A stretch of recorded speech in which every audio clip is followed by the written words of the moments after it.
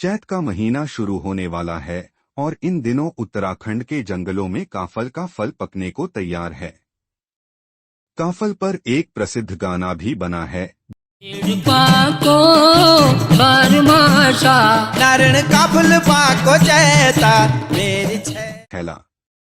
आप अगर इस समय में उत्तराखंड जाएंगे तो आपको पहाड़ों में सड़क के किनारे इसके पेड़ देखने को मिल जाएंगे या छोटे छोटे बच्चे आपको सड़क के पास काफल बेचते नजर आएंगे।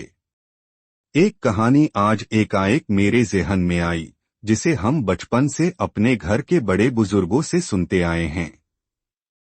जब भी काफल का मौसम आता है तो यह आम मान्यता है कि उसके साथ दो चिड़ियाओं का भी आगमन होता है। एक चिड़िया कहती है कि काफल पाको मिन्न, कहती है कि काफल पाको मिन्नी चाखो, काफल पाक गए लेकिन मैंने नहीं चखे। तो दूसरी चिड़िया कहती है पता च बेटी, पता च, पता है बेटी, पता है। ये बस एक कहानी है या सच्ची घटना है, इसकी सत्यता का मेरे पास अभी तक कोई प्रमाण नहीं है। लेकिन जब भी यह कहानी कभी पढ़ता हूँ या इस गाने को जब भी सुनता देखता हूँ तो मन दुखी सा हो जाता है। हर बार रोना आ जाता है। यह गढ़वाली गीत सुनने में जितना अच्छा है, इसकी कहानी भी उतनी ही मार्मिक है। उत्तराखंड में एक लोक कथा प्रचलित है कि उत्तराखंड के एक गांव में एक गरीब महिला और उसकी बेटी रहती थी। उस महिला के पास आजीविका के लिए थोड़ी सी जमीन के अलावा कुछ भी नहीं था। एक बार वह खाती हूँ, मैंने इसे में से एक काफल चखा तक नहीं। इस बीच माँ गुस्से में अपनी बच्ची को जोर से धक्का देती है।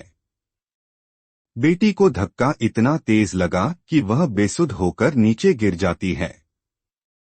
तभी उसकी माँ उसे काफी देर तक हिलाती है, लेकिन तब तक उसकी बेटी की मौत हो चुकी थी। माँ अपनी औलाद की इस तरह मौत पर वहीं बैठकर रोती रही। इधर शाम होते होते काफल की टोकरी फिर से पूरी भर गई।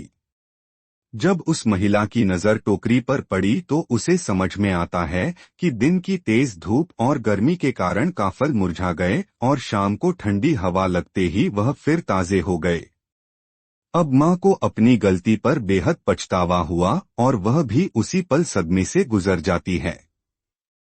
ये कहानी हमारे राज्य की एक लोक कथा भर नहीं है, बल्कि यह कहानी राज्य की आर्थिक स्थिति को भी दर्शाती